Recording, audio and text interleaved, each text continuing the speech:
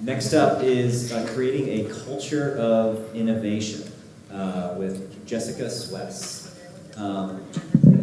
Jess is the Digital Partnership Manager for Oxford University Museums. She's part of a small joint museums team that coordinates collaborative activity, often acting as a guerrilla unit, I like that, to identify and seize high impact and collaborative opportunities. The team aims to promote innovation and provide colleagues with the skills and confidence to think entrepreneurially and take risks through a variety of professional development opportunities. The team also runs Oxford Cultural Leaders, an entrepreneurially focused executive leadership program for the cultural sector. Jessica Swess. Thanks. Sorry, that was a much longer bio than it looked like on paper.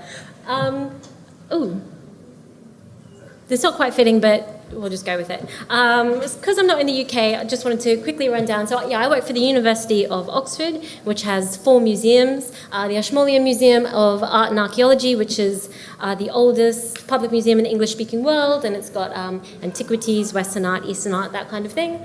The Museum of History of Science, which is historic scientific instruments, really strong in Islamic collections, and it's got things like the apparatus that Marconi used to demonstrate wireless. Museum of Natural History was the location of the great debate on the origin of the species back in 1860, and it's got the only surviving dodo soft tissue. And the Pitt Rivers Museum, which famously still retains its Victorian displays, and it's very atmospheric when you go in, it's really amazing. And rather than displaying things by region, it displays it based on its use, so like communication or lighting or something like that. And so you can see how different cultures from around the world have responded to the same kind of like universal human challenges. Fun facts, I won't go through those, but as you can see, so to put that in context, 2 million visitors a year, this is about 2.5 years old, so it's closer to 2.5 at the moment. And just, yeah, to put that in context, the population of Oxford is about 160,000. So we think we're doing pretty well. And lots of engagement with school groups and the community. And of course, all that kind of engagement is made possible by the amazing collections that we've acquired over the last couple of 100 years. And a staff of just over 400 across the 4 museums. So I guess those presentation slides, they kind of suggest that Oxford University Museums is this very unified organisation. And while that's something we definitely aspire to, it's certainly not where we are now. Each of the museums are individual departments of the university. They have their own directors, their own strategic plans, their own curatorial teams, their own finance teams. They're all completely separate. But of course, we recognise the benefits of collaboration in terms of sustainability through sharing resources and maybe just being a little bit more than the sum of our parts through collaboration. So we are trying to collaborate more. So I'm part of the partnership team. So it's just 3 of us actually at the moment, and we were created in 2012. And yeah, we look for collaborative opportunities in the museums, and then we'll kind of parachute in with resource and energy to kind of help make those happen. So that started in 2012, and now in the second half of 2016, we're introducing our first shared services across the museums. So in areas like finance and IT, we're bringing the resource from all the individual museums together to create these shared services. But it's taken a long time. We're only at the very start of this process. But anyway, so I want to go from here to how we encourage a culture of innovation across the 4 museums at Oxford. So kind of to get us there, I want to start with a bit of a story. So yeah, when the partnership team was formed in 2012, one of the first projects that we worked on was introducing a new exit surveying system for the museums. We've always been part of the big benchmarking schemes that they have. They send researchers out and they conduct the same surveys across 100 different museums, and then they send you back the benchmarking information. Really, really interesting and important. But we actually didn't have our own system where we could tailor the questions to our own needs. And we also thought that these benchmarking systems are great, but actually they maybe collect like 500 responses a quarter, which I know is viable, but it seemed low to us. So yeah, one of the first things we did was introduce a new exit surveying system based on kiosks. We wanted, we looked at using staff and volunteers, but the resource was just too much. So we introduced some kiosks, much like they use in hospitals in the UK, to get automated responses, and of course we direct people to them and stuff, but it really reduced the workload, and now we get maybe 7,000 responses a quarter, so we've got a lot more data that we're working with. So we introduced this in 2012, and shockingly, we were under budget. So we were in this position where, we were collecting all this new data, and also we had everyone in the organisation talking a little bit more about audience data as well from the process of putting that new system in place. So we had that in one corner. We had some money because we were underspent, and we had to spend it before the end of the financial year because it was government funding, which must always be spent before the end of the financial year. So we took that money and we created something we called the Audience Response Fund. And it's basically just really a pot of money that colleagues working across the museums could apply to for any kind of audience development activity they wanted to experiment with, the criteria being that it responded to some kind of audience data, because we wanted to start encouraging everyone to be incorporating that into their planning. And it went really well, actually. Just to give you a few examples of the kind of projects that we managed to fund through that. So, for example, our data was showing that whereas students who use the museums as part of their course visit regularly, students who don't use the museums as part of their course weren't visiting at all during their undergraduate careers. So we funded some events at the start of term to encourage, but more social events rather than focusing on the course, to encourage a wider variety of students to at least step foot in the museums and see what they have on offer on their doorstep. And that worked out pretty well for us. This picture is the Museum of Natural History. It's well known, like most natural history museums, for being very, very family friendly, but maybe not so clear what the offer is for adults. So the public engagement team there, they took over pub quizzes across the city for a couple of months with natural history themed quizzes, just to show that fun, playful side that they had for adults. And that worked out pretty well for us as well. And kind of like a counterexample, the Ashmolean Museum, its brand and its reputation can kind of make it seem like it's not for families and it's a little bit posh. But it is, once you go inside, it's really family friendly and there's a lot to offer for families. So we supported a marketing campaign targeted at families over a summer period, and actually we managed to increase the participation in their family activities by 30% on the previous year. So again, we thought that was pretty successful. So we looked at what had happened with this. It was only £5,000, and these projects that we funded were between £500 and £1,000. They were really small projects, but they were really successful. And we looked at this, and we also thought, actually, this is working better than the other way that we were working, so as a partnership team, we had identified areas that we wanted to work in and encourage colleagues to work in, and we carved out budgets for those different areas. And then obviously we would get together with the heads of department for those areas and talk about what we could do collaboratively, how we could best spend that money. And that didn't really work very well for us. It was really, really hard work getting people to agree on what would be beneficial for all of us. And the ideas were quite conservative. It felt a lot, sometimes like plugging gaps. We weren't pushing beyond, we weren't taking ourselves forward. We were just shoring up what we were doing now, and it wasn't really what we were trying to achieve. So at the end of that financial year, we thought we would try something different. So what we did is we top-sliced those budgets that we had created for those various areas of work, like digital engagement and communications and things like that. We top-sliced those budgets and put them together into something that we then called the Innovation Fund. And it was a larger pot of funding, obviously, than the previous one. People could apply for between 1,000 and 10,000, but more closer to around the 5,000 mark for projects. And then, because we obviously still wanted to support those areas where we had cut the funding, and so we integrated those areas into the criteria so that we knew we were still hitting those goals, but they were in the criteria rather than having siloed budgets. And we opened it up. Fortunately, the Audience Response Fund, we didn't mean to do it as a pilot. It was just something we experimented with, but fortunately we learned a lot from that, so we were quite well prepared when we launched the Innovation Fund, because it was a risk putting so much of our budget and spending so much of our budget in this way. And so we were quite wary, and we wanted to be very prepared. And the things that we were most concerned about, so for example, was that ideas could come from anywhere in the organization. We found with the Audience Response Fund that a lot of ideas came from quite junior members of staff, including some of our interns, because we had a lot of audience-based interns at the time. And it's great, and obviously they have great ideas, but it's more difficult for them to then turn around and say, yes, I can definitely dedicate this much of my time to this project, and I've definitely budgeted for everything. So we had to put some kind of constraints in place in terms of having things signed off by line managers and making sure that things were properly costed. We'd been burnt by that in the audience evaluation project. So we just had to put some structures in place to make sure that that was taken care of. But we also thought it was great that so many ideas were coming from more junior members of staff because of the staff development opportunity, because in an organisation like ours, you don't often get an opportunity to manage a project or manage a budget if you're a more junior member of staff. So it was a great opportunity to give people a bit of a taste for that.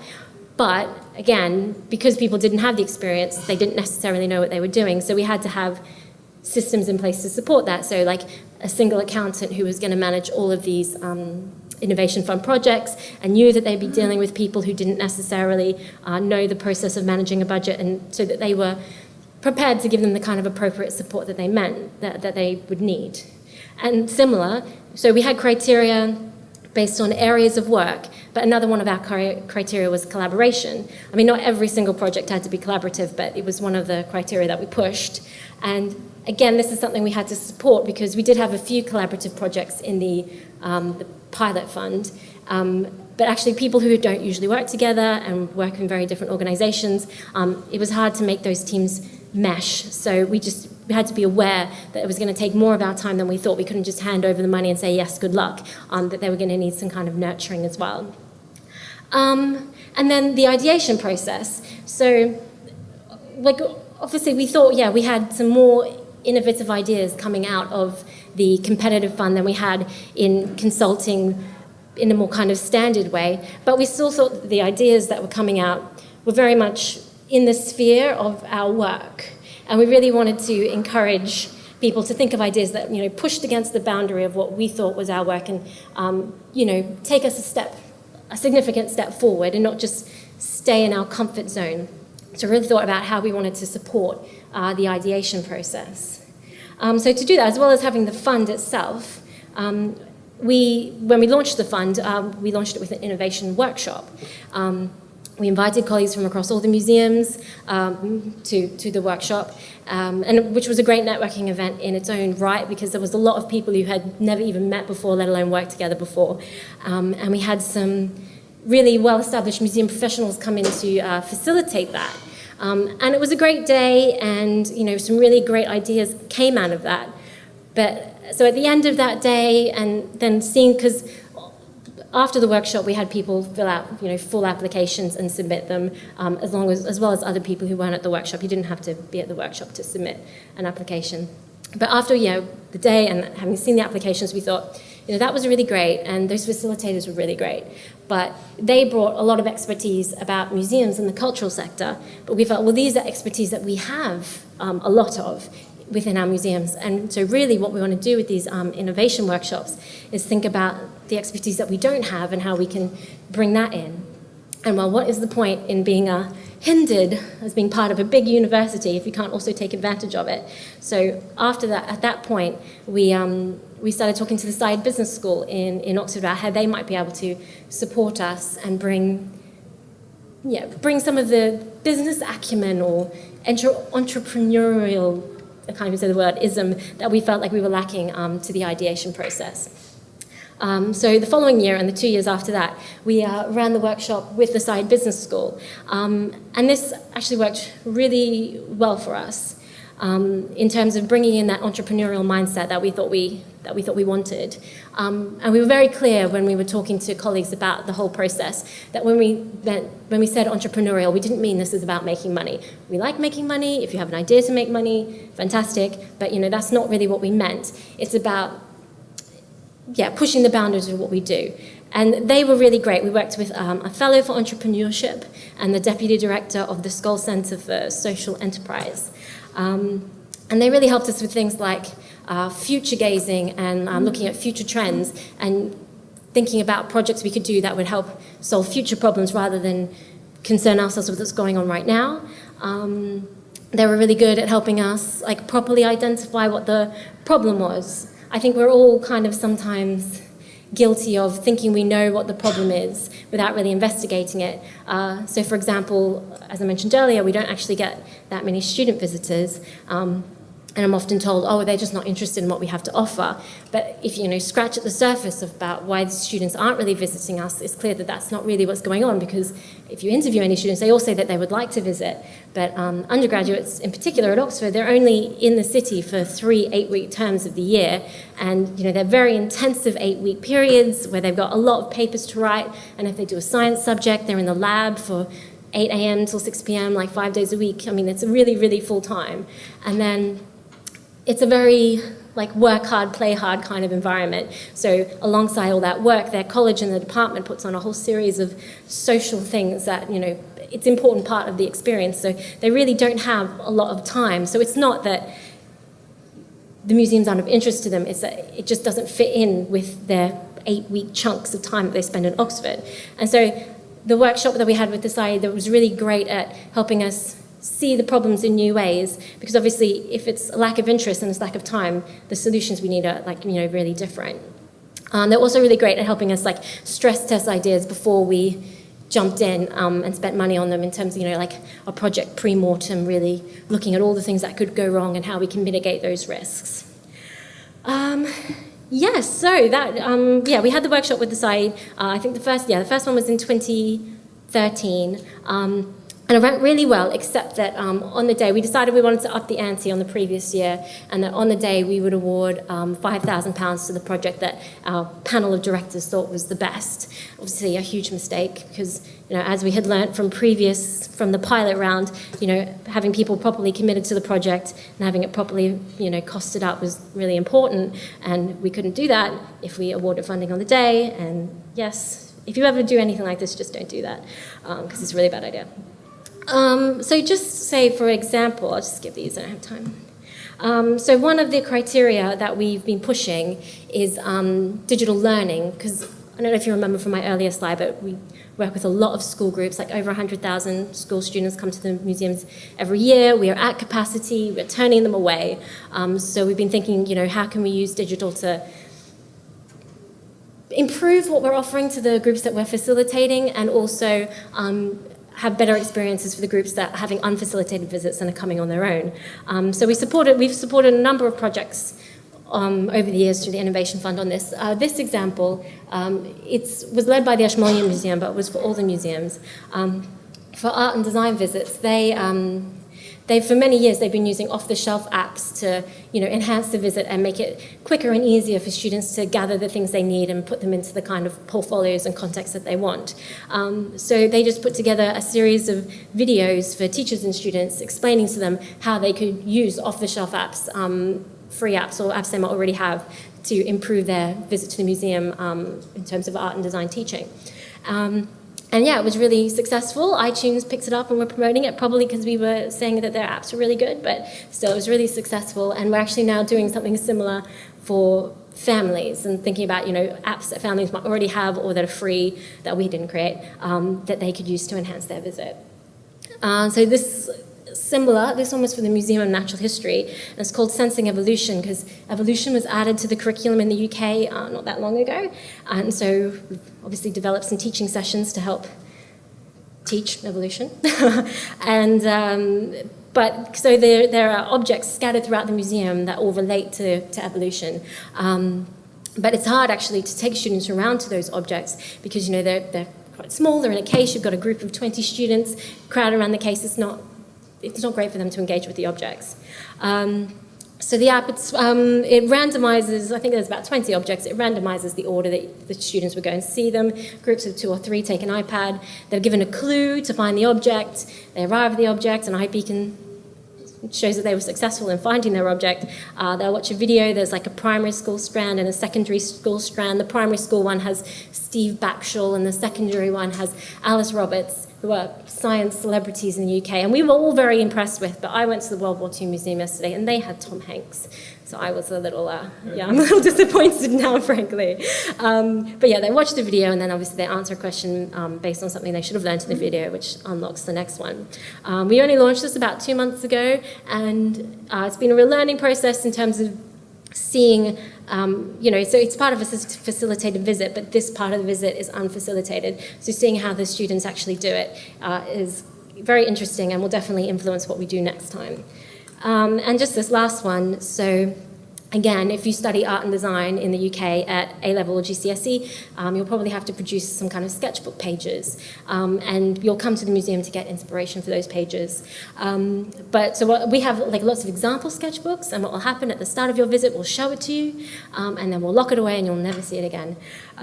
So obviously we wanted to get them up online so that students could consult them whenever they wanted, but more than that, when you look at a sketchbook, it's not always clear right away why this sketchbook would get a good mark and this other sketchbook would not get a good mark just from looking at it on its own. So each of the sketchbook pages, you can put a hotspot kind of anywhere on it you would like, and it pops up with an annotation that explains what they've done, where the important bits are for getting good marks, and obviously provides more information about the collection because that's what we do. This one is currently in build, and we're going to launch it in a few weeks. So, so those are just some examples of like the projects that we funded. And so the Innovation Fund, we've been running it now since 2013, and it's been really successful for us in terms of we've had. Our most successful collaborative projects have been funded by the Innovation Fund, and that's been really great because obviously when people see successful projects, they go, oh, okay, maybe this is a way of working that I'm interested in. And so we're seeing a lot more of that with people coming up with these collaborative ideas and coming to us and saying, yes, we want to do this. So that has been really, really great. And we've also been seeing a lot of colleagues taking some of the lessons learned through working with the Saïd Business School and integrating it into their business as usual practice, which has been really great.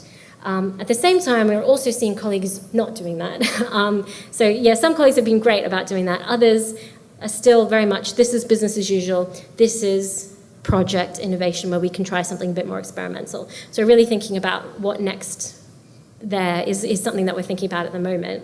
And the other thing that we're kind of seeing, which is just interesting, I suppose, which is why I mentioned it, is we're kind of seeing something called which we're calling project fatigue, because we've been running it for quite a few years now, and as probably a lot of you know, usually it's the same bright sparks who apply for funding and get funding, and fantastically, people who have been not really had experience applying for project funding have gained that experience through this fund and have been applying externally and getting even more project funding. So we've got some departments where they've got a lot of projects going on and it's really stretching their resource and they're really struggling to manage it with their business as usual, but they're still continuing to do it constantly because, if the funding is available, we must get the funding is still the mindset on one side. And on the other side, a few departments have really stepped back from it because they've had a lot of projects and all of a sudden they're like, we can't handle any more projects, we've really hit project fatigue. So this is a bit of a hump that we're now looking at. But although, those are things that we need to think about for future, overall this has been, it's been really positive for our organisation, and you can see how it's changed the way that a lot of people are thinking and working. So we've also been thinking about how we can share this more broadly with the UK sector, something we actually have to do because we're funded by the government as one of their major partner museums, and as part of that we have to share our expertise more broadly with the museum sector. So, and actually quite a few museum groups have adopted the Innovation Fund model of project funding and internal competitive project funding, which has been really great. But of course, while that is a really important part of it, we think that the things we've learned from working with the Saïd Business School are also a really important part of it. So we've actually started working with them to put on workshops for people outside our organisation, really based on the workshops that we do, but obviously not quite so focused on projects. It's called the Entrepreneurial Museum. We've run it twice now. I think we have another one coming up in January, and it's gone pretty well. I did have someone say to me once, but business is evil, and I thought I was going to despair. But overall, it's been really, really positive. And building the relationship with the Saïd Business School has also been really positive, and something that I don't know if it would have happened otherwise. And just because I must, So one of the other things we've done with the Saïd Business School is actually create a executive leadership program with them. I mean, they run executive leadership programs all the time. They are really, really expensive, definitely beyond the reach of cultural organisations in the UK. So the museums run the program, and we're able to keep the costs down. But then the business school colleagues, deliver all the teaching, and we bring in, sector leaders to be keynotes and give case studies and be mentors. And yeah, so we have a week-long executive leadership program that we're running again. We've run it twice now, and the feedback has been really great. And we're running it again in April, early April, and it's open now for applications, which is why I thought I should mention it. And yeah, that's it from me. I hope some of that was useful. Okay.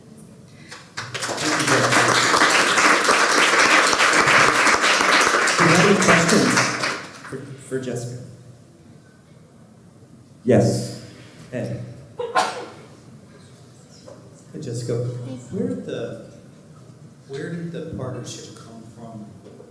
Was there an executive sponsor, and where did the initial funding come from? Yeah, so the partnership was kind of natural because there's the 4 university museums in Oxford, so it seemed natural to work together. But actually, we applied for the Arts Council, created a new funding stream for museums, and they were encouraging consortium applications. And so instead of applying individually like we would have done in the past, we had to apply as a consortium and then figure out how to work together. Yes, question over here.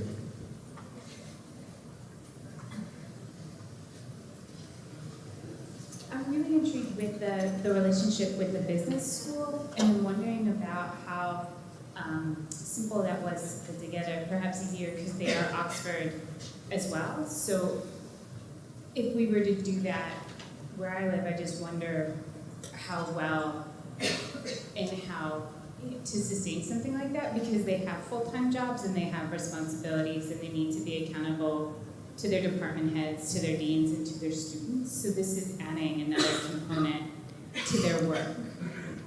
Yeah, well, I guess we benefited from the way the business school works. So we kind of already had a toe in the ocean relationship with them, because they, in their leadership programs, they like to take people out of their normal world and into different places. So they often want to do their sessions in the museums and the galleries. So we had a little bit of a relationship with them. But then actually, how it started was really informal through personal connections with things that people knew at the business school. And that would probably not have been very sustainable, but because the Saïd focuses, it has quite a big focus on their executive leadership programs, which are the short programs. They have a lot of people who specialize in that. And so we do have to pay for their time to work on that, and that's how they can justify it within their because then it's part of that whole executive program. They do give us a discounted rate because we are part of the university, and we made them. But yeah, so I guess we're really lucky, one, that it's part of the university, and two, it fits in with how they like to deliver their programs anyway. Yeah. Any other questions? Jessica, what were some of the, maybe I missed this, the criteria for applying to the Innovation Fund? Well, so there's pretty loose criteria. I mean, so collaborative working is one we encourage, but it's not you don't have to meet all the criteria. So collaborative working has to be something we haven't done before. So either innovative in its way of working, even if it's not in its output, it has to be innovative in its way of working, or really focusing on a new audience. And then in different years we had slightly different criteria in terms. So in 2 years we had the digital education, digital resources for teaching. We launched Wi-Fi in 25, and so we focused on in-gallery mobile was one of the key criteria. So the main one was this kind of innovation and collaboration, and then depending on our priorities for each year, we had different criteria. Cool. Anything? Thank you, Jessica. Thank you, Allegra. This was great. Let's hear it for